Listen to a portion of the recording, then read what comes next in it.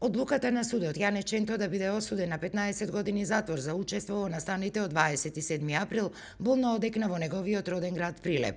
Поголемиот дел од прилепчани со жалење констатираат дека казната била превисока, а некои од нив во истата препознаваат и политички реваншизам. Преголема, тоа воопшто не треба тие што има криминали ги пуштија, беа амнестирани. А тие што беа вистински патриоти, му даде драконски одивио населе, толку колку нив ги осудија, а тие веќе се знае дека терорист. Па сите нека принапра затвори, нема да ги собира сите. Никој не гледа основа, секој си го гледа интересот свој. Истата судбина како дедом негов го снајде внукот на Методи Андонов Ченто.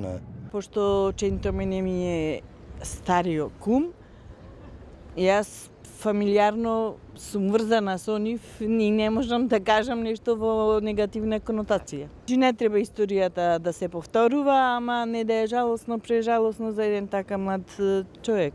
Попладнево се обидовме да го исконтактираме и семејството на Јане Ченто, меѓутоа нашите обиди останаа безуспешни. Семејниот дом на Ченто беше празен, а неговите родители не одговараа на телефонските повици. Како што неофицијално дознавме, мајката и таткото на Јане биле во Скопје. Марија Јакимовска Ченто, па која е ќерка на првиот претседател на АСНОМ, Методи Андонов Ченто, и баба на Јане Ченто, видно вознемирена, во краткиот телефонски разговор ни кажа дека не е во состојба да дава никакви изјави, а не можела ниту да го гледа изрекувањето на пресудата на Јане, бидејќи, како што рече, болната историја на ова револуционерно семејство продолжувала да се повторува.